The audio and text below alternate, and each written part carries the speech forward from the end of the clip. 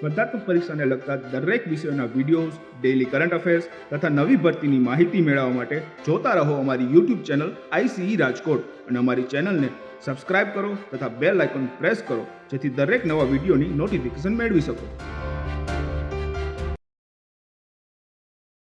નમસ્કાર વિદ્યાર્થી મિત્રો, આઈસની યુટ્યુબ ચેનલ પર આપ સર્વેનું હાર્દિક સ્વાગત છે. મિત્રો, આજે આપણે ફરીથી મળીએ છીએ. કરંટ અફેર્સ આપણે આની પહેલાના જે છે એ લેક્ચરોમાં જોયું હતું કે કરંટ અફેર્સના આપણે છેલ્લા 6 મહિનાનું જે કરંટ અફેર્સના પ્રશ્નો પૂછાય છે, પછી વિધાનવાળા પ્રશ્નો હોય, ફેક્ટ બેઝ પ્રશ્નો હોય, કોઈ પણ પ્રકારના પ્રશ્નો હોય મિત્રો, તો એ પ્રશ્નના તમે જવાબ કઈ રીતે આપવા, તો એ બધી વસ્તુની માહિતી આપણે દરેક ટોપિક વાઇઝ ધ્યાનમાં લેવાની થશે. તો આ જ રીતે આજના લેક્ચરમાં પણ આપણે એ જ વસ્તુ આગળ વધારશું જેથી કરીને તમને આગામી દરેક પરીક્ષામાં કે છેલ્લા 6 મહિનાના કરંટમાંથી જે પ્રશ્ન પૂછાતા હોય એ દરેક પ્રશ્નના તમે વ્યવસ્થિત આન્સર આપી શકો. એટલા માટે દરેક ટોપિકને વ્યવસ્થિત રીતે અને પરીક્ષાલક્ષી પ્રશ્નલક્ષી ટોપિક કઈ રીતે તૈયાર કરવા એની સંપૂર્ણ માહિતી આપવામાં આવેલી છે. તો હવે આપણે જોઈએ મિત્રો, સમય ન બગાડતા આગળ જોઈએ. પહેલો ટોપિક આજનો લેક્ચરનો સ્ટાર્ટ કરીએ તો આજના લેક્ચરનો પહેલો ટોપિક છે 5 સ્ટાર ગ્રામ યોજના. 5 સ્ટાર ગ્રામ યોજના આવું નામ શા માટે આપવામાં આવેલું છે? તો અહીંયા ગામડાઓને જે છે એ રેન્કિંગ આપવામાં આવે છે, પણ આ વસ્તુ આપણે જોવા જશું તો પોસ્ટલ વિભાગ સાથે જોડાયેલી યોજનાની વાત કરવાની છે મિત્રો. તો પોસ્ટલ વિભાગ સાથે જોડાયેલી યોજનાની વાત કરીએ તો ડિપાર્ટમેન્ટ ઓફ પોસ્ટ એના દ્વારા દેશના ગ્રામીણ ક્ષેત્રમાં મુખ્ય પોસ્ટ ઓફિસ સેવાની, યાદ રાખજો, દેશના ગ્રામીણ વિસ્તાર છે એમાં મુખ્ય પોસ્ટ ઓફિસ સેવાની સાર્વભૌમિક વિસ્તારને સુનિશ્ચિત કરવા માટેની આ યોજના શરૂ કરવામાં આવી છે. તો યાદ રાખજો, ખાસ કેની છે તો ડિપાર્ટમેન્ટ ઓફ પોસ્ટ દ્વારા અને દેશના ગ્રામીણ ક્ષેત્રમાં જે પોસ્ટ ઓફિસની જે સાર્વભૌમિક વિસ્તારને સુનિશ્ચિત કરતી આખી યોજના તૈયાર કરવામાં આવેલી છે. હવે એની વાત કરીએ તો વિશેષ રૂપથી એની મહત્વ અને હેતુની વાત કરીએ મિત્રો, તો વિશેષ રૂપથી છેવાડાના ગામમાં આ પોસ્ટની સેવાઓ વિશે જનજાગૃતિ ફેલાવી. આનો હેતુ શું છે તો કે દૂર દૂરના ગામડાઓ સુધી પોસ્ટ ઓફિસની જે છે એ જનજાગૃતિ ફેલાવી તથા પોસ્ટલ પ્રોડક્ટ અને સર્વિસ, એટલે પોસ્ટ ઓફિસની જે બધી પ્રોડક્ટો છે અને એ બધી સર્વિસો છે એ ગામડાઓ સુધી, એટલે દૂર દૂરના ગામડાઓ સુધી પહોંચાડવી આ યોજનાનો હેતુ છે. ત્યારબાદ વાત કરીએ, યોજના મુજબ દરેક પોસ્ટલ પ્રોડક્ટ અને સર્વિસને ગ્રામીણ સ્તરે ઉપલબ્ધ કરાવવા માટે પબ્લિસિટી અને માર્કેટિંગ કરવામાં આવશે. દરેક ગ્રામીણ ક્ષેત્રમાં વિસ્તાર સુધી પહોંચાડવા માટેનું માર્કેટિંગ પણ કરવામાં આવશે. પછી આપણે જોવા જઈએ, એક નામ છે one stop centre. One stop સેન્ટરની વાત કરીએ તો પોસ્ટ વિભાગની શાખા, એટલે કે પોસ્ટ વિભાગની શાખા કાર્યાલય ગ્રામીણોને સંબંધિત જરૂરિયાતો પૂર્ણ કરવા માટેનું સેન્ટર છે, એટલે કે વન સ્ટોપ સેન્ટર તરીકે એને નામ આપવામાં આવશે. તો આ 5 સ્ટાર ગ્રામ્ય યોજનાની આ માહિતી, હજી આપણે આનાથી વિશેષ વધારે માહિતી મિત્રો જોતા જઈએ તો પહેલા આપણે ધ્યાનમાં લેશું કે આ યોજના અંતર્ગત આવવાવાળી યોજનાઓની આપણે ચર્ચા કરીએ મિત્રો. તો સેવિંગ બેંક SEC ની વાત કરીએ છીએ, રિક્રુટિંગ ડિપોઝિટ SEC, NSE છે, KVP છે, આ બધા સર્ટિફિકેટની પણ વાત કરવામાં આવે છે. તો મિત્રો ખાસ યાદ રાખજો, આ સર્ટિફિકેટ બહુ ઇમ્પોર્ટન્ટ હોય છે. ઘણી વખત પરીક્ષામાં ફૂલ ફોર્મમાં પૂછાતું હોય કે NSE નું પૂરું નામ જણાવો, તો નીચે કોમેન્ટ બોક્સમાં જણાવજો કે આ સર્ટિફિકેટનું પૂરું નામ શું છે. ત્યારબાદ જોવા જઈએ, સુકન્યા સમૃદ્ધિ છે, PPF ની વાત કરવામાં આવે, ફંડેડ પોસ્ટ ઓફિસ સેવિંગ ની વાત કરવામાં આવે, લિંક્ડ ઇન્ડિયા પોસ્ટ પેમેન્ટ ની વાત કરવામાં આવે, આ બેંકની પણ વાત કરવામાં આવે, પોસ્ટલ લાઈફ ઇન્સ્યોરન્સ પોલિસી અને rural postal life insurance policy. તો આ બંનેની યોજનાઓની પણ જે છે એ આ બધી યોજનાઓ ટૂંકમાં ગામડા સુધી પહોંચાડવી. પ્રધાનમંત્રી સુરક્ષા વીમા યોજના અને પ્રધાનમંત્રી જીવન જ્યોતિ વીમા યોજના, તો આ બધી યોજનાઓ જે છે છેવાડાના ગામડાના વિસ્તારોના લોકો સુધી પહોંચે એટલા માટેની આ યોજનાનો જે છે હેતુ છે. હવે વાત કરીએ રેટિંગ સિસ્ટમની મિત્રો. તો રેટિંગની જો વાત કરવામાં આવે તો રેટિંગ મુજબ કે જો કોઈ ગામ ઉપરોક્ત સૂચિમાંથી 4 યોજના, એટલે જેટલી યોજના લેશે એ પ્રમાણે રેટિંગ આપવામાં આવશે. 4 યોજના લે તો એને 4 સ્ટાર રેટિંગ મળે છે, 5 યોજના લેશે તો 5 સ્ટાર મળે છે. આ રીતે યોજના પ્રમાણે એમને રેન્કિંગ આપવામાં આવે છે. ત્યારબાદ આ યોજનાની શરૂઆત ક્યાંથી કરવામાં આવે છે આ ખાસ યાદ રાખવું મિત્રો, કારણ કે ઘણી વખત વિધાનવાળા વાક્યોમાં શરૂઆતવાળા પ્રશ્નો પૂછાતા હોય છે. તો કે મહારાષ્ટ્રથી કરવામાં આવશે, જેના પછી અનુભવને આધારે સંપૂર્ણ દેશમાં લાગુ કરવામાં આવશે. તો 5 સ્ટાર ગ્રામ્ય યોજનાની આ વાત થઈ છે, પોસ્ટલ વિભાગ સાથે જોડાયેલી છે કે પોસ્ટની જે બધી પ્રોડક્ટો છે, સર્વિસ છે, એને છેવાડાના ગામ સુધી પહોંચાડવી, એના માટે માર્કેટિંગ કરવામાં આવશે. વન સ્ટોપ સેન્ટર પણ શરૂ કરવામાં આવશે. આમાંથી જો 4 યોજના શરૂ કરે તો 4 સ્ટાર રેટિંગ મળે, 5 યોજના શરૂ કરવામાં આવે તો 5 સ્ટાર રેટિંગ મળે છે. આ ઉપરાંત આ મહારાષ્ટ્રથી શરૂ કરવામાં આવેલી છે. નેક્સ્ટ મિત્રો વાત કરીએ તો રસીકરણ અભિયાન. હવે તમે રસીકરણ આવે એટલે મોટા ભાગના વ્યક્તિના મનમાં આવે કોરોના, પણ આ ખાસ યાદ રાખજો, આ રસીકરણ અભિયાન જે છે એ કોરોનાથી અલગ અભિયાનની વાત થશે મિત્રો. ભારતમાં રસીકરણ અભિયાન, જો ભારતમાં રસીકરણ અભિયાન આ વસ્તુ શું છે એની આપણે ચર્ચા કરીએ તો પહેલા આપણે ધ્યાનમાં લઈએ NSO નેશનલ સ્ટેટિસ્ટિકલ ઓફિસની વાત કરીએ. એના અનુસાર માત્ર 59.2% બાળકો સંપૂર્ણ રીતે પ્રતિરક્ષિત છે. એટલે કે 59.2% લોકો જે છે બાળકો સંપૂર્ણ રીતે રક્ષિત છે. જ્યારે કેન્દ્ર સરકારના હેલ્થ મેનેજમેન્ટ ઇન્ફોર્મેશન સિસ્ટમ એના ડેટા અનુસાર 2017 ને 18માં પૂર્ણ રસીકરણ કવરેજ 86.7% હતું. પૂર્ણ રસીકરણ કવરેજની વાત કરવામાં ટકાવારી યાદ રાખજો મિત્રો, કારણ કે તમને ફેક્ટ બેઝ આવા ટકાવાળા વાક્યો જે છે એ વિધાનમાં પૂછાતા હોય કે કેટલા ટકાવારી આપેલી છે, કેવી રીતે આપેલું છે, એ બધી વસ્તુ. સંપૂર્ણ રસીકરણ એટલે શું થશે, પૂર્ણ રસીકરણ એટલે શું થશે, તો એનો અર્થ સમજીએ આપણે. સંપૂર્ણ રસીકરણ એટલે શું, તો કે જન્મના 1 વર્ષમાં, કોઈ બાળકનો જન્મ થાય એના 1 વર્ષમાં કુલ 8 રસી, મિત્રો યાદ રાખજો, 8 રસીકરણનો સમૂહ પૂરો કરવો 1 વર્ષની અંદર. તો એમાં આપણે જોઈએ જન્મ સમયે પોલિયોની રસીની વાત થશે, જન્મના થોડા સમય પછી ક્ષય એટલે BCG ની રસી આપણે જેને કહેતા હોઈએ છીએ, તો ખાસ યાદ રાખજો BCG એનું પૂરું નામ તમે જણાવજો મિત્રો. 4 અઠવાડિયાના અંતરમાં 2 વાર પોલિયોની રસી આપવામાં આવે છે. DTP ની વાત કરીએ તો ડિપ્થેરિયા, ટીટેનસ અને કાલી ખાંસી જેને કહીએ છીએ, તો એને રોકવા માટે 3 વાર રસીકરણ કરવામાં આવે છે. એને રોકવા માટે 3 વખત રસીકરણ અને ઓરી માટે 1 વખત રસીકરણ. તો વાત કરવામાં આવે કે જન્મના 1 વર્ષમાં કુલ 8 રસીકરણ છે, આવા તબક્કામાં રસીકરણ કરવામાં આવે છે. ત્યાર પછી આપણે જોવા જઈએ મિત્રો તો આપણે માહિતી ધ્યાનમાં લેતા જઈએ, રાજ્યોની માહિતી ધ્યાનમાં લેતા જઈએ. રસીકરણમાં શ્રેષ્ઠ પ્રદર્શન કરેલું હોય અથવા તો નબળું પ્રદર્શન, તો રસીકરણમાં શ્રેષ્ઠ પ્રદર્શન કરનાર પ્રથમ નંબરે રાજ્ય છે મણિપુર, બીજા નંબરે છે આંધ્રપ્રદેશ, ત્રીજા નંબરે છે મિઝોરમ. એ જ રીતે ખરાબ પ્રદર્શન કરનાર રાજ્યોમાં પ્રથમ નંબરે નાગાલેન્ડ છે, પુડુચેરી બીજા નંબરે છે, એટલે કે કેન્દ્ર શાસિત પ્રદેશ આપણે કહી શકીએ છીએ, અને ત્રીજા આપણે સ્થાને છે ત્રિપુરા. તો આ રેન્ક પ્રમાણે યાદ રાખજો મિત્રો, ઘણી વખત વિધાનમાં તમને રેન્ક વાળા વાક્યો પણ પૂછાતા હોય છે, જે રાજ્યો છે, કેન્દ્ર શાસિત પ્રદેશ છે, એના બધા. પછી આપણે જોવા જઈએ દિલ્હીમાં અડધાથી પણ ઓછા બાળકોને સંપૂર્ણ રસીકરણ આપવામાં આવે છે. તો યાદ રાખજો દિલ્હીમાં 50% થી પણ ઓછા લોકોને એટલે કે બાળકોને સંપૂર્ણ રસીકરણ આપવામાં આવે છે. હવે 1978માં સ્વાસ્થ્ય અને પરિવાર કલ્યાણ મંત્રાલય દ્વારા, હવે ખાસ યાદ રાખજો મિત્રો, તમારે કોમેન્ટ બોક્સમાં જણાવવાનું છે કે અત્યારે હાલમાં સ્વાસ્થ્ય અને પરિવાર કલ્યાણ મંત્રી તરીકે કેન્દ્રમાં કોણ જવાબદારી સંભાળે છે.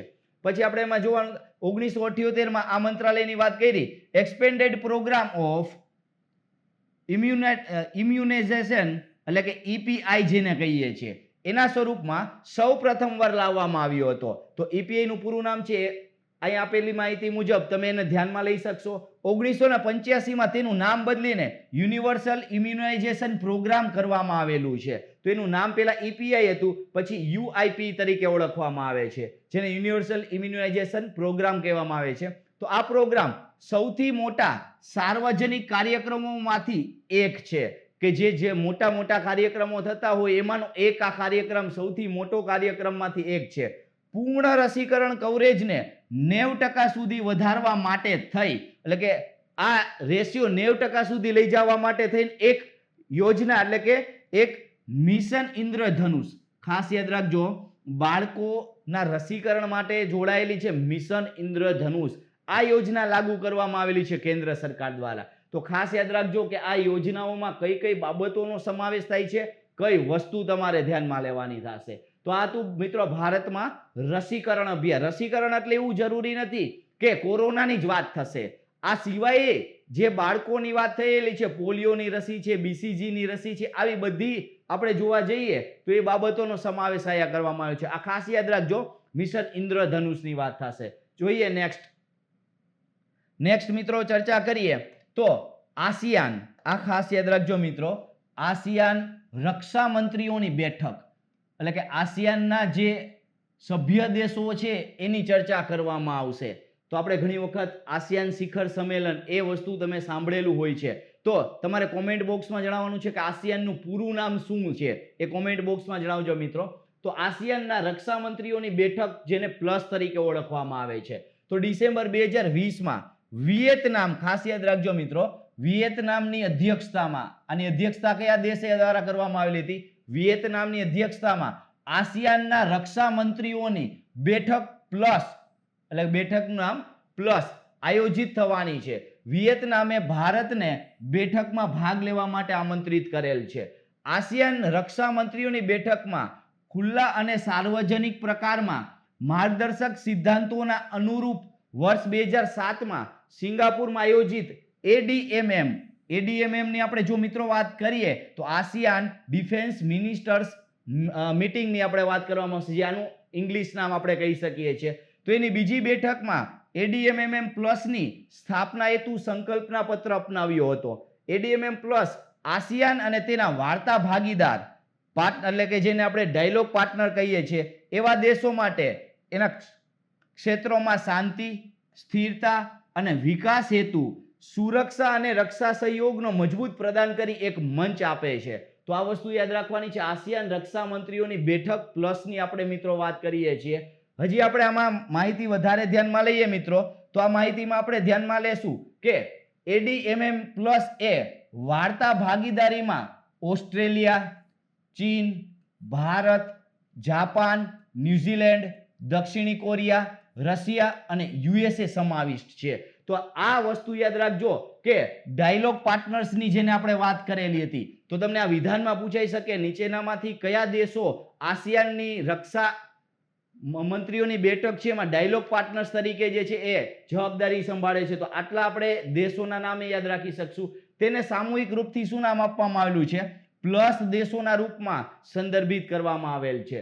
આ નવા તંત્રના મુજબ રક્ષા ક્ષેત્રમાં સહયોગના નિમ્નલિખિત 5 ક્ષેત્રો પર સહમતિ વ્યક્ત કરી છે. તો આ ખાસ યાદ રાખજો, ક્ષેત્રો યાદ કરવાના છે. કયા કયા? તો કે સમુદ્રી સુરક્ષાનું ક્ષેત્ર હોય, આતંકવાદ વિરોધી ક્ષેત્ર, પછી માનવીય સહાયતા અને આપદા રાહત, શાંતિ વ્યવસ્થા અને સૈન્ય ચિકિત્સા. તો 5 ક્ષેત્રની વાત કરીએ તો આ 5 ક્ષેત્ર પર સહમતિ વ્યક્ત કરવામાં આવેલી છે. પ્લસ દેશોમાં કેનો સમાવેશ થાય છે એ ધ્યાનમાં લેવાનું છે. આસિયાન રક્ષા મંત્રીઓની બેઠક પ્લસ તરીકે આને ઓળખવામાં આવે છે.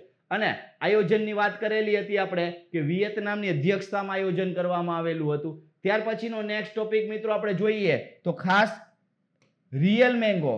આ વસ્તુ એક કોઈ કેરીનું નામ નથી મિત્રો, ખાસ યાદ રાખજો. રિયલ મેંગો ગેરકાયદેસર સોફ્ટવેરની વાત થશે કે આ એક પ્રકારનું ગેરકાયદેસર સોફ્ટવેર. તો ક્યાં આનો જે છે એ ઉપયોગ છે જોજો. તો પેલા RPF, તો એનું પૂરું નામ જોવું હોય તો જોઈ શકો છો, રેલવે પ્રોટેક્શન ફોર્સ.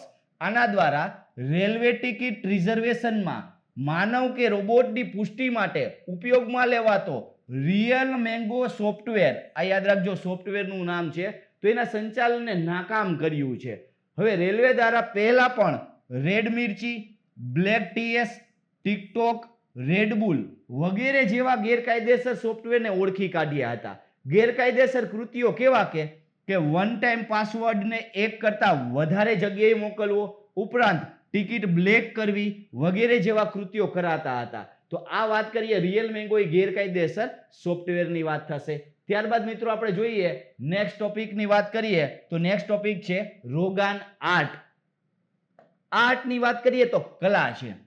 રોગાન આર્ટની વાત કરીએ તો આ ખાસ કરીને જે કોરોના મહામારી હતી એ દરમિયાન દરેક વ્યક્તિ જે માસ્ક પહેરે છે એને રિલેટેડ વસ્તુ આપણે ધ્યાનમાં લેવાની થશે. કઈ રીતે? તો ખાસ યાદ રાખજો કે આજીવિકા ચલાવવા COVID-19 થી બચવા પહેરાતા માસ્ક પર રોગાન આર્ટ, યાદ રાખજો, રોગાન આર્ટ ચિત્રિત કરાયું. રોગાન આર્ટ છે શું? તો કે પ્રાચીન કપડા કલા છે. જેની ઉત્પત્તિ ભારતમાં થઈ હતી. 300 વર્ષ પહેલા ભારતમાં ગુજરાતના કચ્છમાં પ્રચલિત થઈ હતી. ક્યાં પ્રચલિત થઈ હતી? ગુજરાતના કચ્છમાં. ખાસ યાદ રાખજો, આપણા જે છે એ ગુજરાતની વાત થશે અને સાંસ્કૃતિક વારસાની વાત કરવામાં આવેલી છે. રોગાનનો અર્થ શું થશે? તો એનો અર્થ થશે તેલ. એરંડાના તેલ અને અમુક પ્રાકૃતિક રંગોને મિશ્રિત કરીને બનાવતા ઢોળ દ્વારા કપડા પર પેઇન્ટિંગ કરાય છે. પરંપરાગત રીતે તેને ક્ષત્રિય લોકો દ્વારા દુલ્હનના કપડાને સુશોભિત કરવા વાપરવામાં આવે છે. ઓઢણી, બેડશીટ, તકિયા, કવર વગેરે જેવી વસ્તુ પર આ આર્ટ બનાવવામાં આવે છે. વર્તમાનમાં રોગાન કામ નામથી દિવાલ, એટલે ખાસ યાદ રાખજો, દિવાલ પર પણ સજાવટ કરવામાં આવે છે. તો આ વાત હતી મિત્રો આપણી રોગાન આર્ટ, જે ગુજરાતના કચ્છ જિલ્લામાં, એટલે કે કચ્છ જિલ્લા સાથે જોડાયેલી છે. કેવી રીતે જે છે એ તેલ અને રંગોને મિશ્રિત કરીને એનો ઉપયોગ કરવામાં આવે છે. અને અત્યારે તમે જોવા જાશો તો COVID-19 થી બચવા માટે માસ્ક પહેરવામાં આવે છે. એના ઉપર જે છે આ ચિત્ર, એટલે કે રોગાન આર્ટ કરવામાં આવેલી હતી. હવે આગળનો ટોપિક જોઈએ મિત્રો, તો એ છે શાહતૂત બંધ. યાદ રાખજો, શાહતૂત બંધ. શાહતૂત બંધ આવે એટલે કયા દેશનું નામ આવે એ તમારે ધ્યાનમાં લેવાનું થશે. એ દેશ આપણે ધ્યાનમાં લેશું અફઘાનિસ્તાન. હવે આપણે જોઈએ તાજેતરમાં ભારત દ્વારા એક બેઠકમાં અફઘાન સરકારને કાબુલ પાસે શાહતૂત બંધ નિર્માણમાં મદદ કરવા માટે સહમતિ વ્યક્ત કરી છે. આ બંધ કાબુલ શહેરના 2 મિલિયન લોકોને પીવાના પાણીની સુવિધા સુનિશ્ચિત કરશે. આ બંધનું નિર્માણ કાબુલ નદી પરની સહાયક મેદાની નદી પર, નદીનું નામ યાદ રાખજો, મેદાની નદી પર કરવામાં આવશે. તો આપણે યાદ રાખવાનું, અફઘાનિસ્તાન, કાબુલ અને શહેરના 2 મિલિયન લોકોને પીવાના પાણીની સગવડતા અને મેદાની નદી. ત્યારબાદ આપણે જોવા જઈએ, મહત્વની બાબત જોઈએ, અંતરિક્ષ સાથે જોડાયેલું છે અને જાપાન દેશની બાબતની વાત થશે. એ અંતરિક્ષની જો વાત કરીએ તો એ છે આપણા માટે જાપાનનું હાયાબુસા 2 અંતરિક્ષ યાન, સ્પેસ શટલ જેને આપણે કહીએ છીએ. તો કે જાપાનનું છે હાયાબુસા 2 એનું નામ છે. હવે આપણે એની ચર્ચા કરીએ મિત્રો, તો કે જાપાનનું હાયાબુસા 2 અંતરિક્ષ યાન લઘુગ્રહથી માટીના નમૂના સહિત પૃથ્વીની નજીક પહોંચી ચૂક્યું છે. એટલે યાદ રાખજો, લઘુગ્રહમાંથી માટીના નમૂના લઈ આવી અને પૃથ્વીની નજીક પહોંચી ગયેલું છે. આ લઘુગ્રહ પરની માટીના અવશેષ પૃથ્વી પર લાવવાનું મિશન છે. આ યાદ રાખજો, મિશન શેના માટેનું છે? હેતુ છે. મિશનનું નામ છે હાયાબુસા 2 અને હેતુ શું હતો? લઘુગ્રહ પરની જે માટીના અવશેષો છે એને પૃથ્વી પર લઈ આવવા. જાપાની અંતરિક્ષ એજન્સી જાક્સા, યાદ રાખજો, જાપાની અંતરિક્ષ એજન્સીનું નામ છે જાક્સા દ્વારા સંચાલિત કરાઈ રહ્યું છે. હાયાબુસા 2 અંતરિક્ષ યાન ડિસેમ્બર 2014માં પ્રક્ષેપિત કરાયું હતું, જે 2018માં લઘુગ્રહનું નામ આપેલું છે રાયુગુની જમીન સપાટી પર ઉતર્યું હતું. તો આ ખાસ યાદ રાખજો, હાયાબુસા 2 ની આપણે ચર્ચા કરેલી છે, કેના દ્વારા, કયા દેશ દ્વારા, કઈ એજન્સી દ્વારા અને કયા હેતુથી, એટલે કે કયા પ્રકારનું જે છે મિશન હતું. હવે આની આપણે જો ચર્ચા કરીએ મિત્રો, તો હજી આગળ માહિતી ધ્યાનમાં લેતા જઈએ.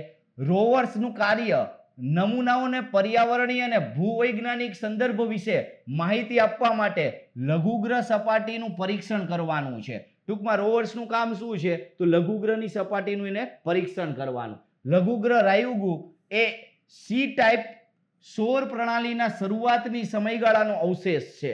વૈજ્ઞાનિકોનું માનવું છે કે સી ટાઈપ લઘુગ્રહોમાં કાર્બનિક પદાર્થો, આ ખાસ યાદ રાખજો, અને પાણીમાં ફસાયેલા કણ બંનેની ઉપસ્થિતિ હોય છે. યાદ રાખજો, સી ટાઈપના લઘુગ્રહોમાં આ વિધાનવાળા વાક્યોમાં આવી શકે છે મિત્રો, ખાસ યાદ રાખજો. સી ટાઈપના લઘુગ્રહો છે એમાં કાર્બનિક પદાર્થો અને પાણીમાં ફસાયેલા કણો એની ઉપસ્થિતિ હોય છે. આ કાર્બનિક પદાર્થો તથા પાણીને પૃથ્વી પર લાવવા માટે જવાબદાર હોઈ શકે છે, જેનાથી પૃથ્વી પર જીવનની શરૂઆત માટે આવશ્યક પદાર્થ આવ્યા હશે. યાદ રાખજો, પૃથ્વી પર જીવનની શરૂઆત માટે આ જે છે આપણે જવાબદાર ગણી શકીએ છીએ. તો જાપાનનું હાયાબુસા 2 એનો હેતુ શું હતો? શા માટે એને લઘુગ્રહ પર મોકલવામાં આવેલું હતું? ત્યાંથી માટી લઈ આવવાનો ઉદ્દેશ શું છે? એ બધી બાબતોની ચર્ચા કરવામાં આવેલી છે. હવે મેઇન બાબતની વાત કરીએ મિત્રો, તો સાક્ષરતા દિવસ.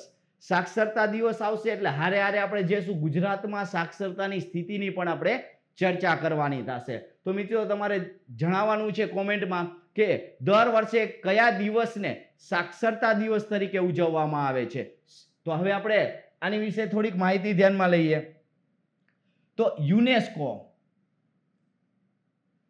એટલે શું? એનું પૂરું નામ જણાવવાનું છે, એની સ્થાપનાનું વર્ષ તમારે જણાવવાનું છે, અને હાલમાં યુનેસ્કોના પ્રેસિડેન્ટ તરીકે કોણ જવાબદારી સંભાળે છે એ પણ જણાવજો મિત્રો. યુનેસ્કોની જનરલ કોન્ફરન્સના 14મા સેશનમાં 26 ઓક્ટોબર 1966માં 8 સપ્ટેમ્બરને આંતરરાષ્ટ્રીય સાક્ષરતા દિવસ તરીકે ઉજવવાનું જાહેર કરાયું હતું. ભારત સરકારની નેશનલ સ્ટેટિસ્ટિકલ ઓફિસ NSO જેને કહીએ છીએ આપણે, નેશનલ સ્ટેટિસ્ટિક્સ ઓફિસ દ્વારા જાહેર કરાયેલા household social consumption on education of India રિપોર્ટમાંથી આ વિગતો મળી આવી છે. કઈ વિગતો? એના પ્રમાણે જોવા જઈએ તો દેશના સરેરાશ સાક્ષરતા દર 77.3% છે. આ રિપોર્ટ કેનો છે?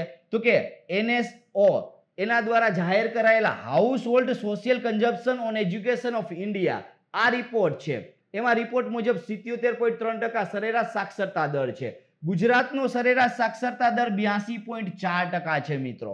ત્યારબાદ કેરળની વાત કરીએ તો 96.2% સાથે ભારતમાં સૌથી ઊંચું એટલે કે પ્રથમ ક્રમે છે. સાક્ષરતાની વાત આવે એટલે કેરળની વાત થશે. ટોપના 10 રાજ્યોમાં ગુજરાતનું સ્થાન કેટલામું છે? ટોપ 10માં 9મા સ્થાને ગુજરાત રાજ્ય જે છે સાક્ષરતાની વાત થશે. ત્યારબાદ આપણે જોવા જઈએ ગુજરાતની આપણે મિત્રો ચર્ચા કરશું. હવે ગુજરાતની જો ચર્ચા કરીએ આપણે તો સૌથી પહેલા આપણે જોશું કે સૌથી વધુ સાક્ષરતા ધરાવતા જિલ્લાની વાત કરીએ તો સુરત જિલ્લો છે એ સૌથી વધુ સાક્ષરતા ધરાવતો જિલ્લો છે. સુરતની વાત કરીએ તો 85.5% છે. બીજા નંબર ઉપર અમદાવાદ છે, ત્રીજા નંબર ઉપર આણંદ છે. સૌથી ઓછી સાક્ષરતાની વાત કરીએ મિત્રો દાહોદમાં છે 58.8%, બીજા નંબર ઉપર બનાસકાંઠા અને ત્રીજા નંબર ઉપર તાપી છે. તો આ રીતે આપણે ધ્યાનમાં લેતું જવાનું થશે. ત્યારબાદ આપણે ધ્યાનમાં લઈએ મિત્રો, ત્યારબાદની જો વાત કરીએ તો સૌથી વધુ શહેરી સાક્ષરતા ધરાવતા જિલ્લાની વાત કરીએ. વડોદરા પ્રથમ ક્રમે છે, નવસારી બીજા ક્રમે છે અને વલસાડ ત્રીજા ક્રમે. પણ યાદ રાખજો કઈ સાક્ષરતાની વાત થાય છે? શહેરી સાક્ષરતાની વાત થાય છે. પછી સૌથી ઓછી શહેરી સાક્ષરતા, અહીંયા હતું આપણે મિત્રો વધુ, અહીંયા આવશે ઓછી શહેરી. તો પહેલા નંબર ઉપર જામનગર, બનાસકાંઠા અને કચ્છ આ રીતે ક્રમિક જે છે જિલ્લાઓની વાત કરવામાં આવેલી છે. ત્યારબાદ આપણે જોવા જઈએ સૌથી વધુ ગ્રામીણ સાક્ષરતા ધરાવતા જિલ્લાઓની વાત કરશું મિત્રો આપણે. તો વધુ ગ્રામીણ સાક્ષરતા ધરાવતા જિલ્લાઓમાં આણંદ પ્રથમ નંબરે, મહેસાણા બીજા નંબરે, નવસારી ત્રીજા નંબરે છે. સૌથી ઓછી ગ્રામીણ સાક્ષરતા ધરાવતા દાહોદ પહેલા નંબરે, બનાસકાંઠા અને તાપી ત્રીજા નંબરે છે. તો આ રીતે તમે શરૂઆતના 3 જે છે જિલ્લાઓની આપણે ચર્ચા કરી શકીએ છીએ. સૌથી વધુ પુરુષ સાક્ષરતાની મિત્રો વાત કરીએ એવો જિલ્લાની વાત કરીએ ગાંધીનગર પહેલા નંબરે, આણંદ બીજા નંબરે, મહેસાણા ત્રીજા નંબરે. દાહોદની સૌથી ઓછી પુરુષ સાક્ષરતાની વાત કરીએ તો દાહોદ પહેલા નંબરે, તાપી બીજા નંબરે અને બનાસકાંઠા ત્રીજા નંબરે છે. ત્યારબાદ આપણે મિત્રો વાત કરીએ સૌથી વધુ અને સૌથી ઓછું જિલ્લો શહેરી ગ્રામીણ પુરુષ અને સ્ત્રીની વાત કરવાની થશે. તો જિલ્લાની વાત કરીએ તો સૌથી વધુ સાક્ષરતા ધરાવતો જિલ્લો કયો છે? તો કે સુરત છે. સૌથી ઓછી સાક્ષરતા ધરાવતો જિલ્લો કયો છે? તો કે દાહોદ જિલ્લો છે. સૌથી વધુ શહેરી સાક્ષરતા ધરાવતો જિલ્લો વડોદરા અને સૌથી ઓછી શહેરી સાક્ષરતા ધરાવતો જિલ્લો જામનગર. હવે આપણે જોવા જઈએ તો સૌથી વધુ ગ્રામીણ સાક્ષરતા આણંદમાં અને ઓછી સાક્ષરતા દાહોદની વાત થશે. પછી એ જ રીતે સૌથી વધુ પુરુષ ગાંધીનગરમાં અને દાહોદમાં સૌથી ઓછી સાક્ષરતા પુરુષોમાં દાહોદમાં હશે.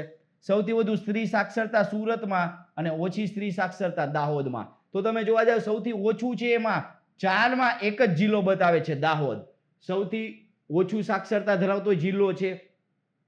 સૌથી ઓછી ગ્રામીણ સાક્ષરતા ધરાવતો, પુરુષ સાક્ષરતા ઓછી ધરાવતો, સ્ત્રી સાક્ષરતા બધામાં દાહોદ છે.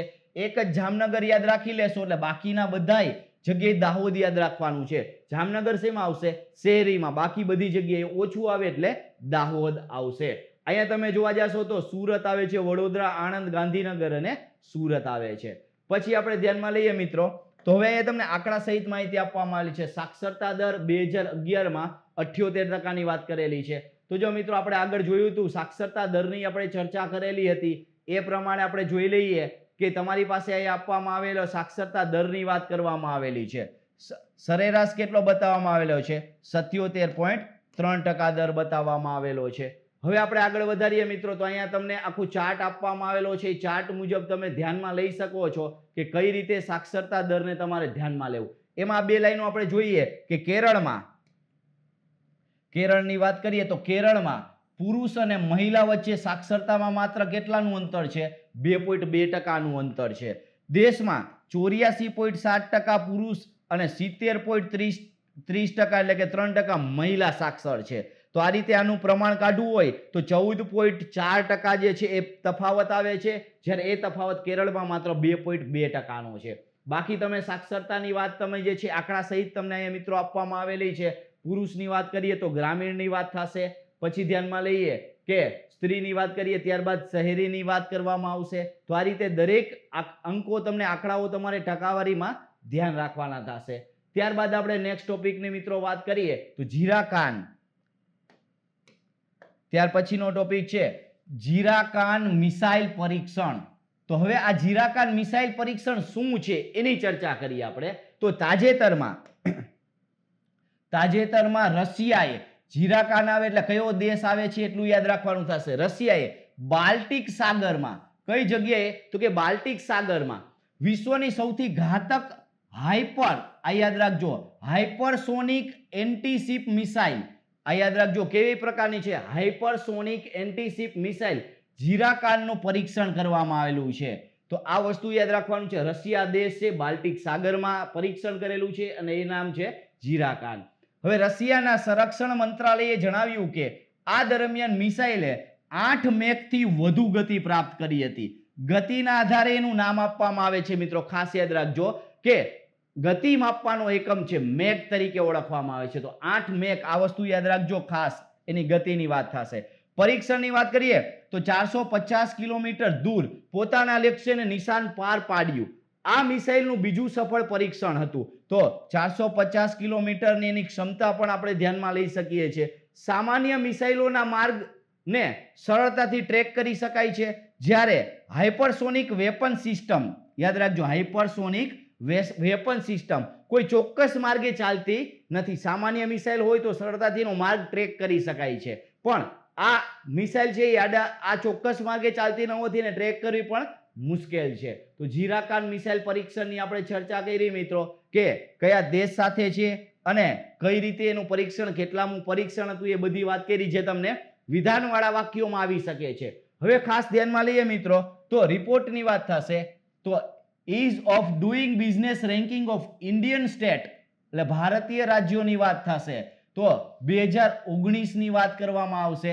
તો ખાસ યાદ રાખવાનું છે મિત્રો કે સરકારની state business reform action plan 2019 આનું રેન્કિંગ બિઝનેસનું એન્વાયરમેન્ટ કેવું છે એની આપણે ચર્ચા કરશું મિત્રો. તો હવે આપણે જોઈએ EODB. તો આપણે EODB ની આપણે જો ચર્ચા કરીએ મિત્રો તો એ department for promotion of industries and internal trade એટલે કે જેને આપણે DPIIT અને વર્લ્ડ બેંક દ્વારા બનાવાયું મિનિસ્ટ્રી ઓફ કોમર્સ અને ઇન્ડસ્ટ્રી અંતર્ગત આવે છે. તો ખાસ યાદ રાખજો ease of doing business rank of Indian state, જેને આપણે ease of doing business rank જેને તરીકે આપણે ઓળખીએ છીએ, એ કેના અંડરમાં છે? તો કે ministry of commerce and industry અંતર્ગત આવે છે. Department for promotion of industries and internal trade જેને કહીએ છીએ, અને વર્લ્ડ બેંક દ્વારા બનાવવામાં આવેલું છે. 2015 થી તેઓ એક્શન પ્લાન લઈને આવે છે, જેમાં તેઓ રાજ્યો, આ વસ્તુ યાદ રાખજો, અને યુનિયન ટેરેટરીએ કેવું ઇમ્પ્લિમેન્ટેશન કરવું જેથી બિઝનેસનો માહોલ સારો બને, આ ખાસ યાદ રાખજો મિત્રો. તો DPIIT પ્લાન લઈ આવે છે અને રાજ્યો તેને અપનાવે, જેના પરફોર્મન્સ મુજબ તેઓને રેન્ક આપવામાં આવે છે. શું આપવામાં આવે છે? રેન્ક.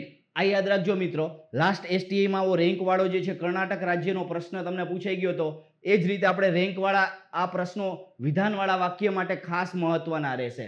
તો હવે રેન્કની જો વાત કરવામાં આવે મિત્રો તો રેન્ક વિશે આપણે જોવા જઈએ 2019ની વાત કરીએ તો 2019માં ફર્સ્ટ રેન્ક ઉપર આંધ્રપ્રદેશ, સેકન્ડ ઉપર ઉત્તર પ્રદેશ અને થર્ડ પર તેલંગાણા. બોટમથી વાત કરીએ તો બોટમમાં 3 રાજ્યો 29 ઉપર આપણી પાસે આવેલા છે, ત્રિપુરા, સિક્કિમ અને ઓડિશા. આમાં બેયનો સમાવેશ થશે, રાજ્યો અને યુનિયન ટેરેટરીનો પણ સમાવેશ થશે. ગુજરાતની વાત કરીએ તો લાસ્ટ 5th ઉપર હતું, અત્યારે એ 10મા નંબર ઉપર છે. તો આપણે જોઈએ છીએ કે ease of doing business rank of India અને સ્ટેટની વાત થશે, સાથે સાથે યુનિયન ટેરેટરીની પણ વાત કરવામાં આવેલી છે. મહત્વનો પ્રોજેક્ટ મિત્રો પ્રોજેક્ટ ડોલ્ફિન. પ્રોજેક્ટ ડોલ્ફિનની જો ચર્ચા કરીએ મિત્રો તો કઈ બાબત સાથે છે, તો લક્ષ્યની આપણે પહેલા ચર્ચા કરીએ કે નદી અને સમુદ્રી ડોલ્ફિનની સુરક્ષા કરવી. મેઇન આનો લક્ષ્ય શું છે? પ્રોજેક્ટ ડોલ્ફિન આપણો જે પ્રોજેક્ટ છે એનો મેઇન હેતુ અથવા લક્ષ્ય શું છે? તો નદી અને સમુદ્રી જે ડોલ્ફિન છે એની શું કરવામાં આવે છે? સુરક્ષા કરવામાં આવે. હવે આપણે જોઈએ તો પ્રોજેક્ટ ડોલ્ફિનને ગયા વર્ષે પીએમ ની અધ્યક્ષતામાં રાષ્ટ્રીય ગંગા પરિષદની પ્રથમ બેઠકમાં મંજૂરી મળી હતી. કઈ બેઠકમાં? રાષ્ટ્રીય ગંગા પરિષદની પ્રથમ બેઠક હતી, એમાં મંજૂરી મળેલી હતી. એની અધ્યક્ષતા હતી પીએમ સાહેબની. પ્રોજેક્ટ ડોલ્ફિન પર્યાવરણ, વન અને આબોહવા પરિવર્તન મંત્રાલય, ખાસ યાદ રાખજો કયા મંત્રાલય દ્વારા લાગુ કરવામાં આવ્યું છે? પર્યાવરણ, વન અને આબોહવા પરિવર્તન મંત્રાલય દ્વારા લાગુ કરવામાં આવશે. વિશ્વભરની નદીમાં જોવા મળતી ડોલ્ફિનની 5 પ્રજાતિમાંથી એક છે. યાદ રાખજો, ખાસ યાદ રાખજો કઈ? તો કે ગંગા ડોલ્ફિન, જેને આપણે નેશનલ એક્વેટિક એનિમલ તરીકે પણ ઓળખીએ છીએ. ગંગા ડોલ્ફિન જે છે એ વિશ્વની નદીમાં જોવા મળતી ડોલ્ફિનની 5 પ્રજાતિઓમાંની એક પ્રજાતિ છે. હવે મિત્રો બંધારણનો ટોપિક આપણે ધ્યાનમાં લઈએ તો શૂન્યકાળ અને પ્રશ્નકાળની ચર્ચા થશે. શૂન્યકાળ કેને કેવો, પ્રશ્નકાળ કેને કેવો, કઈ રીતે આવે છે, એ બધી બાબતોની ચર્ચા કરીએ મિત્રો. તો લોકસભા રાજ્યસભાના સચિવો દ્વારા જાહેર કરાયું કે કોવિડ-19 ને મોન્સૂન સત્ર દરમિયાન પ્રશ્નકાળ નહીં હોય, ખાસ યાદ રાખજો. અને શૂન્યકાળ પ્રતિબંધ સાથે બંને ગૃહમાં હશે. હવે પ્રશ્નકાળ તો હશે જ નહીં, શૂન્યકાળ હશે પણ પ્રતિબંધ સાથે હશે. તો હવે પ્રશ્નકાળ અને શૂન્યકાળ વિશેની આપણે વાત કરીએ. વર્તમાનમાં આ બાબત હતી કે સચિવો દ્વારા એવી જાહેરાત કરાઈ કે મોન્સૂન સત્રની વાત કરવામાં આવેલી છે. તો મોન્સૂન એટલે આપણે જોવા જઈએ ચોમાસુ સત્ર આપણે જેને કહી શકીએ છીએ. તો આ સત્ર દરમિયાનની આ બાબત છે. હવે પેલા પ્રશ્નકાળ વિશે વાત કરીએ તો પ્રશ્નકાળમાં જોઈએ સંસદીય પ્રક્રિયા નિયમોમાં પ્રશ્નકાળનો ઉલ્લેખ નથી. યાદ રાખજો, ઉલ્લેખ કરવામાં આવેલો નથી. સંસદીય કાર્યવાહીનો પ્રથમ 1 કલાક, જો યાદ રાખજો કેટલી કલાકનો સમયગાળો? પ્રથમ 1 કલાકનો સમયગાળો પ્રશ્નકાળ માટે હોય છે. સંસદ સભ્યો દ્વારા મંત્રીઓને પ્રશ્ન પૂછવામાં આવે છે. યાદ રાખજો, પ્રશ્ન કેને પૂછવામાં આવે છે? મંત્રીઓને. કેના દ્વારા? તો કે સંસદ સભ્યો દ્વારા પૂછવામાં આવે છે. તો યાદ રાખજો પ્રશ્નકાળનો ઉલ્લેખ નથી, પ્રથમ 1 કલાકમાં હોય છે. મંત્રીઓને પ્રશ્ન સંસદ સભ્યો દ્વારા પૂછવામાં આવે છે પ્રશ્નકાળની માહિતી. હવે વાત કરીએ આપણે તો પ્રશ્નકાળમાં પૂછવામાં આવતા પ્રશ્નની શ્રેણીની વાત કરીએ. આ પ્રશ્નની વાત કરીએ તારાંકિત છે, અતારાંકિત છે, અલ્પ સૂચના પ્રશ્ન છે. તો મૌખિક પૂછે છે, અનુપૂરક પ્રશ્ન પૂછી શકાય છે, પ્રશ્નોનો જવાબ મંત્રી દ્વારા લેખિત અપાય છે, પ્રશ્ન અનુપૂરક ન હોય. પછી આપણે જોવા જઈએ અલ્પ સૂચના પ્રશ્નની વાત કરીએ, ઓછામાં ઓછા 10 દિવસ પહેલા નોટિસ આપીને પૂછવામાં આવે છે. આવો જો વિધાનવાળો પ્રશ્ન જે છે એસટીઆઈ ની એક્ઝામ આવેલો તો મિત્રો ખાસ યાદ રાખજો, મંત્રી દ્વારા મૌખિક જવાબ આપવામાં આવે છે. તો અલ્પ સૂચના પ્રશ્નની વાત કરવામાં આવી છે, મૌખિક જવાબ આપવામાં આવે છે. એ જ રીતે અહીંયા મૌખિક પૂછે છે, અનુપૂરક પ્રશ્ન પૂછી શકાય છે, જવાબ મંત્રી દ્વારા લેખિત અપાય છે, પ્રશ્ન અનુપૂરક ન હોય એ અતારાંકિત પ્રશ્ન તરીકે ઓળખવામાં આવે છે. તો આ બધા એના પ્રશ્નની શ્રેણી કહી શકીએ છીએ. પછી આપણે મિત્રો ધ્યાનમાં લઈએ તો શૂન્યકાળની વાત કરવામાં આવશે. શૂન્યકાળ વિશે આપણે જોવા જઈએ તો સંસદીય પ્રક્રિયા નિયમમાં ઉલ્લેખિત નથી. તો આ ફરીથી આપણે એવું સંસદીય પ્રક્રિયા નિયમ છે એમાં ઉલ્લેખ કરેલો નથી. સંસદ સભ્ય પૂર્વ સૂચના આપ્યા વિના કોઈ પણ મુદ્દો ઉઠાવી શકે છે. યાદ રાખજો, સૂચના આપ્યા વગર કોઈ પણ પ્રકારનો મુદ્દો ઉઠાવી શકે છે. પ્રશ્નકાળ પછી શૂન્યકાળ 12 થી 1 નો હોય છે. પેલા પ્રશ્નકાળની વાત કરી, કયો સમય હતો? તો વાત કરી કે પ્રથમ 1 કલાકનો સમયગાળો. શૂન્યકાળની વાત કરીએ છીએ 12 થી 1 કલાકનો સમયગાળો. પૂછેલા પ્રશ્નોના લીધે સરકારી કામકાજના આંકડા અને જાણકારીની સાર્વજનિક ડોમેનમાં ઉપલબ્ધતા સુનિશ્ચિત બની છે. યાદ રાખજો કે પૂછેલા પ્રશ્નો લીધે શું થાય છે? તો કે આ બધી જાણકારી છે એ સરકારી સાર્વજનિક ડોમેન છે એમાં તમને મળી રહેતી હોય છે. સંસદીય નિયમ પુસ્તિકામાં ઉલ્લેખિત ન હોવા છતાં તેને મીડિયા, સંસદ, નાગરિકો તથા પીઠાસીન અધિકારીનું સમર્થન પ્રાપ્ત થયેલું છે. તો શૂન્યકાળ વિશે મિત્રો આટલી માહિતી તમે ધ્યાનમાં લઈ શકો છો. હવે મહત્વનું છે હાઇબ્રિડ વારફેયર. આ શું છે ખાસ યાદ રાખજો, હાઇબ્રિડ વારફેર એ શું છે તો એની આપણે ચર્ચા કરીએ મિત્રો. તો ઇન્ડિયન એક્સપ્રેસ દ્વારા કરવામાં આવેલ સ્વતંત્ર તપાસ મુજબ ચીનની એક ટેકનોલોજી કંપની, એનું નામ હતું Zhenhua data information technology company limited, Zhenhua data information technology company limited દ્વારા ભારતીય રાષ્ટ્રપતિ, પીએમ, સીડીએસ અને ત્રણેય સેનાના વડા, મંત્રી તથા અન્ય બિઝનેસમેન અને પત્રકારો સંસ્થા પર નજર રાખવામાં આવી રહી છે તથા તેને સંબંધિત બધા પ્રકારના ડેટા એકત્રિત કરવામાં આવી રહ્યા છે. તો એક પ્રકારનું જાસૂસી કાર્ય કરવામાં આવેલું છે, હાઇબ્રિડ વારફેર જેને કહીએ છીએ. અને ચીન દેશની વાત કરીએ તો ચીનની વાત થશે, કંપનીની વાત કરવામાં આવેલી છે.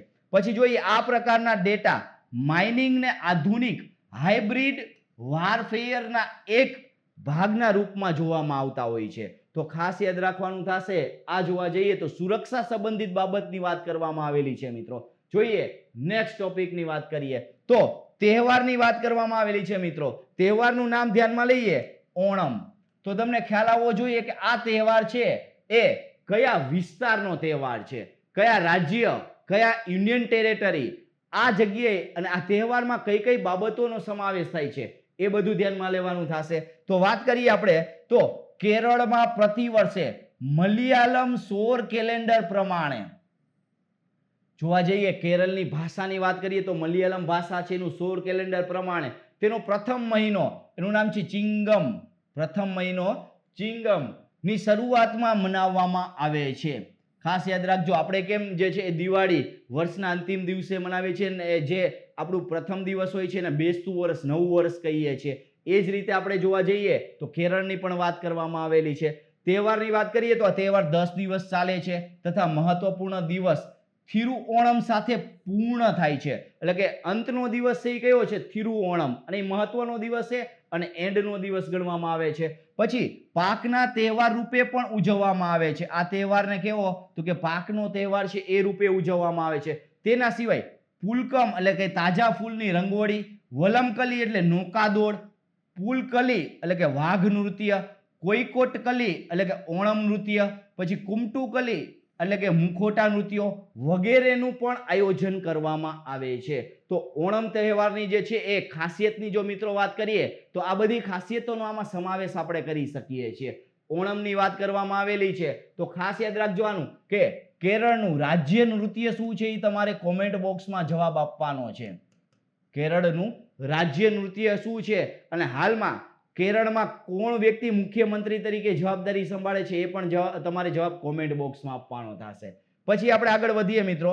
નેક્સ્ટ વાત કરીએ તો એક યોજનાની વાત છે, દિવ્યાંગ જન સહાયતા શિબિર. કઈ શિબિરની વાત થશે? દિવ્યાંગ જન સહાયતા શિબિર. આ શિબિરની વાત કરીએ મિત્રો તો માહિતી ધ્યાનમાં લેતા જઈએ. સૌથી પહેલી વાત કરીએ તો તાજેતરમાં ministry of social justice and empowerment દ્વારા દિવ્યાંગજન એટલે કે દિવ્યાંગોને સહાયતા પ્રદાન કરવા અને તેને ઉપકરણોને ફ્રી વિતરણ, યાદ રાખજો શેના માટે છે? ઉપકરણોનું વિતરણ છે દિવ્યાંગો માટે. તો એના માટે દિવ્યાંગજન સહાયતા શિબિરનું ઉદ્ઘાટન કરવામાં આવ્યું છે. તો એટલું યાદ રાખજો કયું મિનિસ્ટ્રી છે, એનો હેતુ શું છે અને આ શિબિરનું નામ શું છે. શિબિરનું આયોજન ભારતીય કૃત્રિમ અંગ વિનિર્માણ નિગમ, યાદ રાખજો ભારતીય કૃત્રિમ અંગ વિનિર્માણ નિગમ, જેને આપણે ALIMCO તરીકે ઓળખીએ છીએ, કાનપુર દ્વારા કરવામાં આવેલું હતું. કેના દ્વારા? ALIMCO કાનપુર દ્વારા કરવામાં આવેલું હતું. હવે આપણે જોવા જઈએ એની સ્થાપનાની વાત કરીએ તો 1972 સ્થાપિત ગેરલાભકારી કેન્દ્રીય સાર્વજનિક ક્ષેત્ર ઉપક્રમ PSU છે જે દિવ્યાંગજન સશક્તિકરણ વિભાગના સંરક્ષણમાં કાર્ય કરે છે. આંતરરાષ્ટ્રીય દિવ્યાંગતા દિવસ 3 ડિસેમ્બર 1992 થી યુએનની ઘોષણા દ્વારા ઉજવાય છે. તો યાદ રાખજો આંતરરાષ્ટ્રીય દિવસની વાત કરીએ તો 3 ડિસેમ્બર છે ને એ શરૂઆત થઈ હતી 1992 થી શરૂઆત કરવામાં આવેલી હતી. ત્યારબાદ આની વધારે માહિતી મિત્રો ધ્યાનમાં લઈએ તો વધારે માહિતીમાં આપણે જોશું કે જો આ દિવ્યાંગ જન સહાયતા શિબિરનો લાભ લેવો હોય તો કેવી રીતે લઈ શકાય છે. આ તમને ખાસ યાદ રાખજો વિધાનવાળા વાક્યોમાં આવી શકે છે. જો આવક 15,000 પ્રતિ મહિનાની 15,000 માસિક આવકની વાત થશે એનાથી ઓછી હોય તો આર્થિક સહાયતા ઉપકરણ ખરીદીને સંપૂર્ણ ખર્ચ આપવામાં આવે છે. યાદ રાખજો, કેટલા રૂપિયા સુધીની આવક હોય તો કેટલો ખર્ચ આપવામાં આવે છે. અને જો આવક 15,000 રૂપિયા પ્રતિ મંથ થી 20,000 રૂપિયા પ્રતિ મંથની વચ્ચે હોય તો આર્થિક સહાયતા ઉપકરણના ખર્ચના કેટલા ટકા આપવામાં આવે છે? 50% સહાયતા આપવામાં આવે છે. દિવ્યાંગજન અધિકાર અધિનિયમ 2016 છે. અધિનિયમની જો વાત કરવામાં આવે તો અધિનિયમ છે એ 2016 અધિનિયમ. સુગમ્ય ભારત અભિયાન દિવ્યાંગજન માટે સુલભ પર્યાવરણનું નિર્માણ, દીનદયાળ વિકલાંગ પુનર્વસ યોજના, દિવ્યાંગ વિદ્યાર્થીઓ માટે રાષ્ટ્રીય ફેલોશિપ, વિશિષ્ટ દિવ્યાંગ ઓળખ યોજના. તો આ બધી વાત કરીએ આપણે તો દિવ્યાંગ જન સહાયતા શિબિર માટે જે છે એ આ જુદી જુદી બીજી જે છે એની સાથે જોડાયેલી યોજનાઓની મિત્રો વાત કરીએ તો વાત હતી આપણી દિવ્યાંગ લોકો છે એને સહાયતાની વાત થઈ. તો આ ખાસ યાદ રાખજો, કેટલી આવક મંથલી હોય તો તમને જે છે આ સહાયતા મળવાની, કેટલા ખર્ચની સહાયતા મળવાની, સંપૂર્ણ મળે છે કે 50%, એ વિધાનવાળા વાક્ય માટે મહત્વનું છે. ત્યારબાદ મહત્વની બાબત જોવા જઈએ તો તમને જોવા મળશે સરોદ. સરોદ એટલે કોઈ ઇન્સ્ટ્રુમેન્ટનું નામ નથી મિત્રો. સરોદ એટલે શું થશે તો એક પ્રકારનું એવું તંત્ર છે કે જે પોર્ટ્સ જે બધા હોય એને શું કરે છે તો કે સમાધાન થતું હોય, પોર્ટ્સ માટેના કોઈ વિવાદો હોય એના સમાધાન માટેનું તંત્ર છે આ. તો ખાસ યાદ રાખજો સરોદ શું છે એની વાત કરીએ. જો સરોદ છે એ પોર્ટ સમુદ્રી ક્ષેત્રમાં બધા જ પ્રકારના વિવાદો માટે એક ઉત્તમ સમાધાનનું તંત્ર છે. આને આપણે જોઈ લેશું એટલે ક્લિયર થઈ જશે. આ વસ્તુ આવશે સરોદ. તો હવે સરોદનું પૂરું નામ જાણીએ મિત્રો. એસ એટલે આવશે society for affordable redressal of disputes ની વાત થશે. ડિસ્પ્યુટ્સ એટલે શું થાય? વિવાદ, એટલે કે ડિસ્પ્યુટ સ્પોર્ટ્સ જેને આપણે કહીએ છીએ. તો ખાસ યાદ રાખજો, સમુદ્રી ક્ષેત્રમાં કોઈ પણ પ્રકારનો વિવાદ હોય એનું સમાધાન લઈ આવનારું તંત્ર છે એને આપણે સરોદ તરીકે ઓળખીએ છીએ. તેને મિનિસ્ટ્રી ઓફ શિપિંગ દ્વારા શરૂ કરવામાં આવે છે. સરોદ પોર્ટ્સ ખર્ચ અને સમયની બચતની સાથે સાથે નિષ્પક્ષ અને ન્યાયપૂર્ણ રીતે વિવાદોનો ઉકેલ લાવશે. ત્યારબાદની વાત કરીએ આપણે સરોદ પોર્ટ્સની સ્થાપના સોસાયટી રજિસ્ટ્રેશન એક્ટ 1860 મુજબ થયેલી છે. તો આ વાત હતી મિત્રો સરોદ પોર્ટ્સની વાત કરવામાં આવેલી છે. તો અહીંયા તમને આપવામાં આવેલું છે sarod port society for affordable redressal of dispute ports જેને આપણે કહીએ છીએ. તો ઓબ્જેક્ટ સાય આપેલા છે, બેનિફિટ સાય આપવામાં આવેલા છે. તો ખાસ વસ્તુ આટલું યાદ રાખવાનું થશે કેવી રીતે છે, અને મંત્રીનું નામ પણ લખવામાં છે શ્રી મનસુખ માંડવિયા સાહેબ. તો આ રીતે તમને ક્લિયર થઈ જશે કે કઈ રીતે તમારી પાસે માહિતી આપવામાં આવેલી છે. સરોદ બાદ વાત કરીએ મહત્વની બાબત આવશે મિત્રો તો એ આવશે વિશ્વ મેલેરિયા રિપોર્ટ 2020. આ રિપોર્ટ આવશે, બહુ મહત્વનો રિપોર્ટ છે મિત્રો. ખાસ ધ્યાન રાખજો, વિધાનવાળો પ્રશ્ન આવવાની શક્યતા રહેશે. ખાસ યાદ લઈએ કે વિશ્વ મેલેરિયા રિપોર્ટ 2020 ની વાત કરીએ તો આ રિપોર્ટ કેના દ્વારા કઈ રીતે છે એ જોતા જઈએ. WHO દ્વારા તાજેતરમાં WMR જાહેર કરાયો હતો, એટલે વર્લ્ડ મેલેરિયા રિપોર્ટ જેને આપણે કહીએ છીએ. આ રિપોર્ટ વૈશ્વિક અને ક્ષેત્રીય સ્તર પર મેલેરિયા સંબંધિત આંકડા અને પગલાં પર વ્યાપક અપડેટ આપે છે, જેમાં આ બીમારીને રોકવા અથવા તો નિદાન ઉપચાર સંબંધિત જાણકારી સમાવિષ્ટ છે. એટલે આ રિપોર્ટની સાથે સાથે બીમારીને રોકવા માટેનું નિદાન હોય, ઉપચાર હોય એ સંબંધિત જાણકારી છે એનો પણ સમાવેશ કરવામાં આવશે. આ રિપોર્ટ મુજબ મેલેરિયાના સર્વાધિક કેસ 11 દેશો, યાદ રાખજો મેલેરિયાના સર્વાધિક કેસ 11 દેશો, 11 દેશોના નામ તમને આપવામાં આવેલા છે અહીંયા. ખાસ યાદ રાખજો કે આ 11 દેશોમાં જોવા મળ્યા હતા.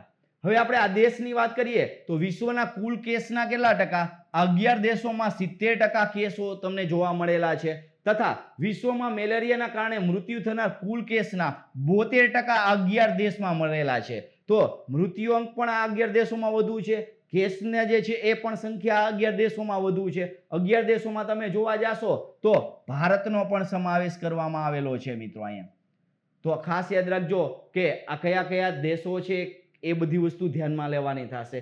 ત્યારબાદ આપણે જોવા જઈએ દક્ષિણ પૂર્વ એશિયા ના દેશોએ વિશેષ રૂપથી મેલેરિયાના કેસ તથા તેના કારણે થતા મૃત્યુઆંકમાં ક્રમશઃ 73% એટલે મેલેરિયાના કેસમાં અને 74% એનાથી થતા મૃત્યુઆંકમાં એના સાથે રોગ નિયંત્રણ કરવામાં મજબૂત પ્રગતિ કરી છે. તો ખાસ યાદ રાખજો કે એના કેસમાં આપણે જોવા જઈએ તો ઘટાડો કરવામાં એટલે કે મજબૂતી રોગ નિયંત્રણ લાવવામાં જે છે એ દક્ષિણ પૂર્વ એશિયાના દેશો એ સફળ થયેલા છે એમ આપણે કહી શકીએ છીએ.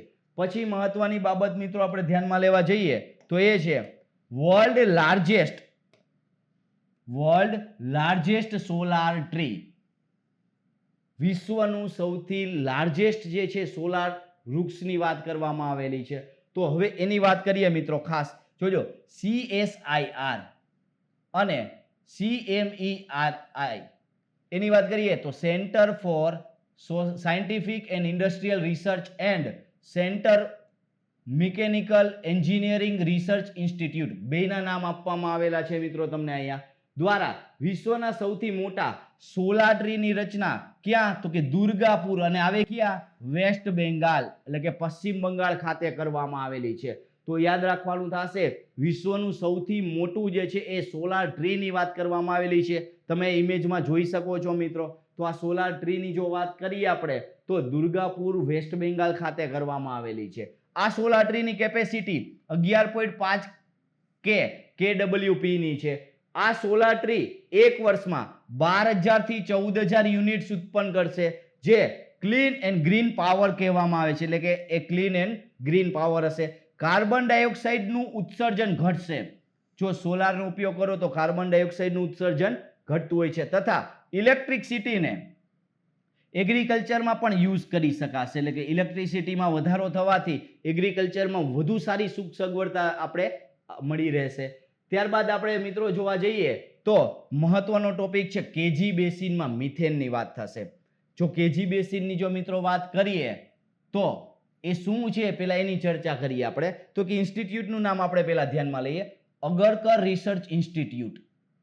તો તમારા મિત્રો કોમેન્ટ બોક્સમાં આપવાનું છે કે અગરકર રિસર્ચ ઇન્સ્ટિટ્યૂટ કઈ જગ્યાએ ભારતના કયા રાજ્યમાં અને કયા શહેરમાં સ્થિત છે એ તમારે જવાબ કોમેન્ટ બોક્સમાં આપવાનો છે. એના સંશોધકોએ કૃષ્ણા ગોદાવરી, જેને આપણે કેજી કહીએ છીએ, કૃષ્ણા ગોદાવરી આ બેસિનમાં રહેલ મિથેન હાઇડ્રેટ ભંડાર, યાદ રાખજો શેનો મિથેન હાઇડ્રેટ ભંડાર બાયોજનિક ઉત્પત્તિનો હોવાનું શોધ્યું છે. હવે આપણે જોવા જઈએ તો ખાસ યાદ રાખજો હાઇડ્રોજન સમૃદ્ધ પાણી અને મિથેન મહાસાગરોમાં ઉચ્ચ દબાણ અને નિમ્ન તાપમાનને મિથેન હાઇડ્રેટની રચના કરે છે. તો મિથેન હાઇડ્રેટની રચના માટે શું જવાબદાર છે? પાણી અને મિથેન જવાબદાર છે. યાદ રાખજો આ કઈ રીતે છે અને કેવી રીતે મહાસાગરોમાં કેવું દબાણ છે, નિમ્ન છે, ઉચ્ચ, એના કારણે મિથેન હાઇડ્રેટની રચના થાય છે. 1 ઘન મીટર મિથેન હાઇડ્રેટમાં 160 થી 180 ઘન મીટર મિથેન હાજર હોય છે. 1 ઘન મીટર મિથેન હાઇડ્રેટ હોય એમાં 160 થી 180 ઘન મીટર મિથેન હાજર હોય છે. કેજી બેસિનમાં મળેલ મિથેન હાઇડ્રેટ્સમાં હાજર મિથેન સૌથી ઓછા અંદાજ પ્રમાણે પર દુનિયાભરમાં ઉપલબ્ધ સમગ્ર જીવાશ્મ ઇંધણ ભંડારનું પણ ડબલ છે. તો ખાસ યાદ રાખજો અહીંયા જે મળેલું છે એ દુનિયાભરના જેટલા છે એના કરતાં ડબલ આપણે કહી શકીએ છીએ. જે ઈંધણ છે એના કરતાં ડબલ. શોધ કરતા હોય કેજી બેસિનમાં મિથેનનો કુલ ભંડાર લગભગ 0.56 થી 7.68 ટ્રિલિયન ક્યુબિક ફીટ, યાદ રાખજો TCF એટલે કે ટ્રિલિયન ક્યુબિક ફીટ હોવાનો અંદાજ લગાવ્યો છે. તો કેજી બેસિન શેના માટે? મિથેન માટે ખાસ ચર્ચામાં છે. તો એને લગતા આ બધા વિધાનો આવવાની શક્યતા છે. ખાસ યાદ રાખજો, જો આવે તો વિધાનો તમારે ખાસ યાદ રાખવાનું છે. સમગ્ર જીવાશ્મ ઇંધણ એના ભંડારનું પણ ડબલ છે, આવું વિધાન પણ તમારે યાદ રાખવાનું થશે ખાસ. તો આ રીતે કેજી બેસિનમાં મિથેનની મિત્રો આપણે ચર્ચા કરેલી છે. તો ખાસ યાદ રાખજો જ્યારે તમને આ રીતે પ્રશ્ન આવતા હોય તો તમારે એટલું ધ્યાનમાં લેવાનું છે કે કઈ રીતે પ્રશ્ન પૂછાય છે.